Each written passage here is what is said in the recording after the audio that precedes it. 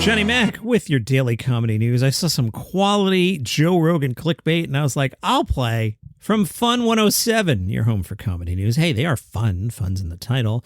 The clickbait headline, here's why comedian Joe Rogan will never return to Block Island. Okay, click. For many of us, Block Island is a slice of paradise in the summer months, a ferry ride away from mainland Rhode Island. Block Island offers an escape from reality where everyone's on island time. Unfortunately, famous comedian Joe Rogan didn't get the dreamy experience that most of us seek when taking the trip over. Instead, Rogan's experience was a sea of drunk people. Rogan addressed this on his podcast and said, I've never encountered a more stupefying drunk audience in my life. They weren't just drunk, they were bleeping obliterated. Rogan added he would never return to the island, and he planned on telling every comedian he knows to never perform there. Rogan said, it wasn't one of them, it wasn't 10 of them, it was all of them. I've never encountered an audience like that where everybody was bleeping faced. I don't know, maybe it's better now. From the Daily Mail, an Australian comedian had an awkward moment on stage. He was doing some crowd work, and it turned out the guy he was picking on was ranked UFC fighter Jimmy the Brute Crute. Luke Kidgell was doing some stand-up in Bendigo in Victoria. Kidgell asked the crowd, who reckons they've got the coolest job? Several audience members point to a large figure in the front row. Kidgell says, you fight in the UFC? Really? Do they have the UFC here? Oh, and I was trashing you about your mullet. Holy F. I'm going to give you some distance. I wish I had known of that before the mullet comment.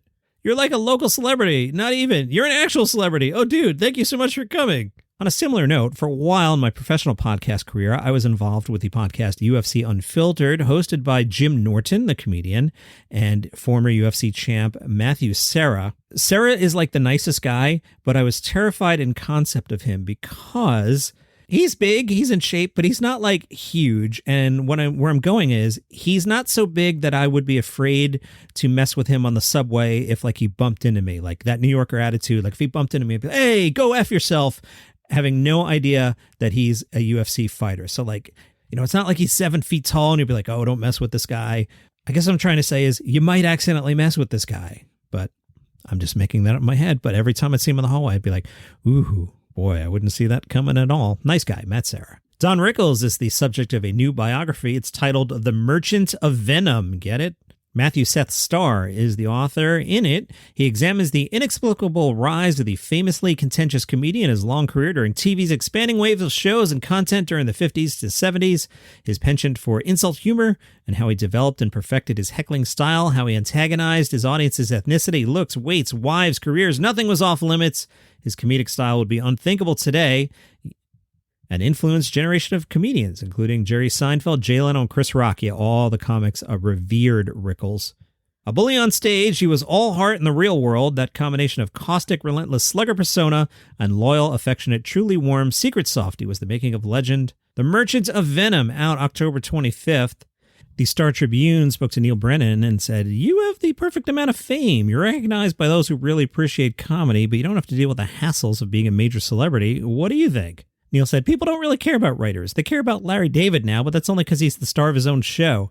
I'd like to be more popular as a comedian so I can get on more talk shows. I'd like it to be easier to sell tickets, but I don't want to get to the level of Dave Chappelle, Chris Rock, and Ellen when people cry when they see him. What good is that? People don't see the downside of being famous. It's such a hassle to enter front entrances at places. They have to go through the service areas, which stink of garbage. This next story is quirky, but I'm in a quirky mode from McLean's.ca. In 2017, Ola Dada got his start as a comic by roasting his friends at Vancouver's Comedy Basement. The former semi-finalist on Canada's Got Talent is gearing up for his first appearance at Toronto's Just for Laughs in September, and McLean's was curious how he spends his money. I don't know why I like this article, but I do. All right, on Saturday, Dada said, I try to eat healthy on tour, but when I got to Edmonton, I bought a Donaire. Now, this Yankee doesn't know what a Donaire is. Luckily, Google does. People have asked, what is a Canadian Donaire? The answer, a Donaire, similar to the doner kebab, not helping me, is a type of sandwich or wrap that originated in Halifax, Nova Scotia. The meat is made with spiced beef or lamb that's roasted on a spit and then sliced into thin strips. Okay? Some other questions Google has. What does a Donaire taste like? The answer, the flavor and texture is often likened to meatloaf. A sweet garlic sauce is used on the dish, replacing the salty yogurt found on a gyro. The sauce is typically made from evaporated milk, vinegar, garlic, and sugar. More from Google. Is a Donaire the same as a gyro? Background. In Canada, Donairs are usually made with beef, though chicken and lamb Donairs are also common. There are also two distinct types of Donairs. The first type of product is made with ground meat that is formed into a cone shape and frozen. Google didn't tell me what the second type was. I have digressed. Dada tries to eat healthy on tour, and he bought a Donaire. It was $12. Then I saw there was a Donaire burger for $10. Don't forget these are Canadian dollars on the menu, so I bought that too. I was pretty full, but it was my cheat day. How did he spend his money on Sunday? I was scheduled to perform with Donnell Rawlings at the comic strip. I grew up watching him on Chappelle's show. I was starstruck. I wanted to make sure my set was tight and my hair was tight, so I got a pre-show haircut, $25. I couldn't have a weak lineup. This event was going to have the most black people I'd seen in Edmonton. Monday, I found Converse sneakers at the West Edmonton Mall. I knew my 13-year-old brother Nathan also wanted some, so I got us each a pair, $152 each.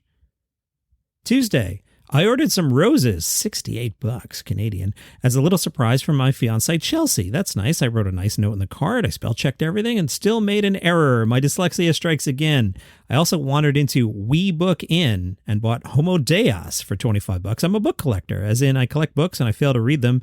I hope I get past the first 50 pages. Either way, it's going to look great on my shelf. Wednesday, I brought some bright yellow Crocs from Softmock for $80. My friends are talking about how ugly they are, but they're Crocs. They're supposed to be ugly. Thursday, how did he spend his money? I've been working for 3 straight weeks. I need a day off. I went to see Lightyear at Landmark Cinemas in downtown Edmonton, $12.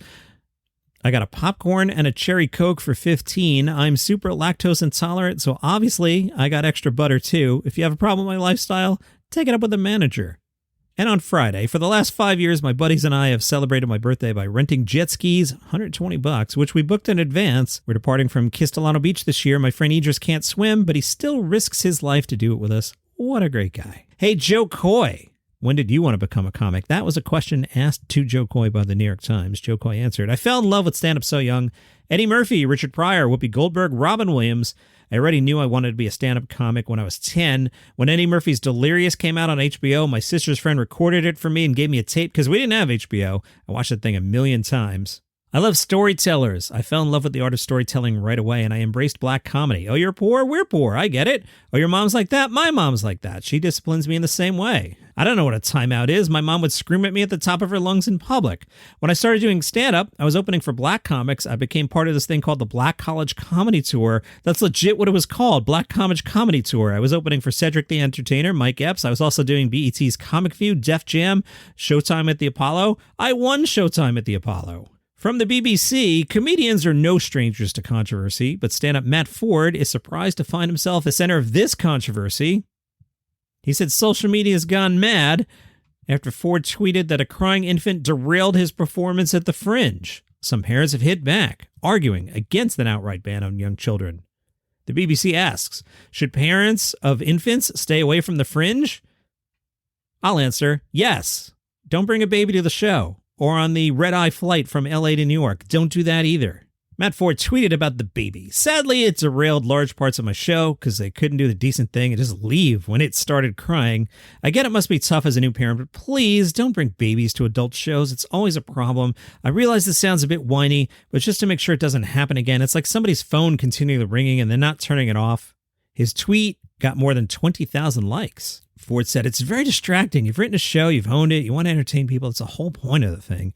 And on that night, if you're in the audience, you paid good money to see a comedian, you're not getting the show that you paid for. Ton Christiance was among those who paid between 13 and 16 pounds to attend the show. He said he was flabbergasted by the amount of people defending the baby's parent on Twitter. He told the BBC, after a very strong opening, this baby started to cry somewhere in the back. It can happen, a little cry, fine, but it was really loud, really disturbing.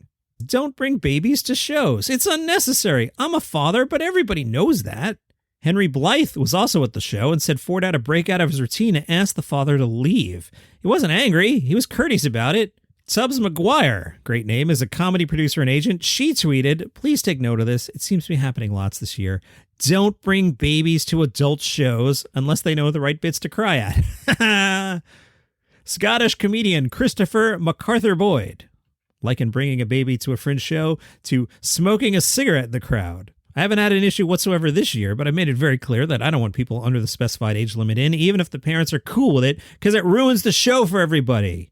Comedian Sharpak Karshandi responded to Matt Ford and said, "I hear you, but personally I'm fine with it, and I say yes when asked if babies in arms are allowed." She explained that parents at her shows are seated near the back so they can make a quick exit if required, like you do at church. Be civilized. Leave. Freelance journalist and Fringe reviewer Joe Caird took both of her children, 3 and 6, to the festival when they were babies. She rejects the claim that children are always a problem. "Not in my experience," she said. She suggested problems arose when acts perform in venues that aren't over 18s by default. Artists, if they feel strongly about it, need to ask the question and make sure that it isn't saying on the Fringe website that the show's open to babies, because of course parents will take their kids if it's allowed. She added, "I think once a baby starts to cry in a venue, it's common sense that you leave for the baby's sake and for the performers and the rest of the audience." Katie Mulgrew is a comedian who had this idea. "It would be really lovely and a really good idea to offer the performers the opportunity to put on an extra show. Say 10 o'clock. I think she means morning here. 10 o'clock during the Fringe, but it's for parents and their babies." Lots of performers might say, "That's not for me," but Matt might be offered it. I can't speak for him, and he'd go, "Yeah," because that's an opportunity for a grown-up who happens to have a baby to engage in what he does, but it should be offered at least. Okay, so we're going to take the baby to the 10 a.m. show? What are we doing here? Sean McCarthy writes for the Comics Comic. He's been reviewing shows at the Fringe. He gave Mary Beth Barone's Silly Little Girl 4 stars out of 5. The question at hand, is it really silly for a little girl growing up in Greenwich, Connecticut to want a modeling career to become a pop star? Not necessarily. Mary Beth Barone, youngest of 6, shares how she grew up privileged, but not so privileged that she could avoid the temptations of Barbizon and the train wreck that followed, a modeling, quote, agency, unquote, that promised a lot for $5,000 and delivered photos that Barone only could display now with trigger warnings. At 15, she did manage to land her photo in Rolling Stone magazine, but not for modeling purposes. Those experiences may have derailed her plans and dissuaded her from the pursuit of fame and celebrity for a decade. It didn't stop her from making questionable life choices, however. On the bright side, though, she's learned enough from it not only to warn female audience members out of sleeping with any comedians at the Fringe or in general, but to also identify and deprogram F-boys. And from wearemetoo.com, the new Cantinflas Museum will display over 1,500 of the late comedian's personal belongings. I only know who Cantinflas was because a movie house in the town I grew up in used to show Cantinflas movies, and I would see his name on the billboard, is it called? What's it called? That thing. Marquee, Johnny Mac. And I'd see Cantinflas, and I was curious about him. A new museum dedicated to iconic Mexican comedian Cantinflas is going to open in Mexico City in 2023. Cantinflas, born Mario Moreno, was at the forefront of Mexican cinema's golden age, best known for his Palado roles, where he played characters living in poverty. He soon became known as the Charlie Chaplin of Mexico. Even Chaplin said Moreno was the best comedian alive. The 1,500 personal objects will include Cantinflas, pajamas, glasses, suits, shoes, and photographs. That's your comedy news for today. Follow the show for free on Apple Podcasts or Spotify, and if your baby wants to listen, I don't care.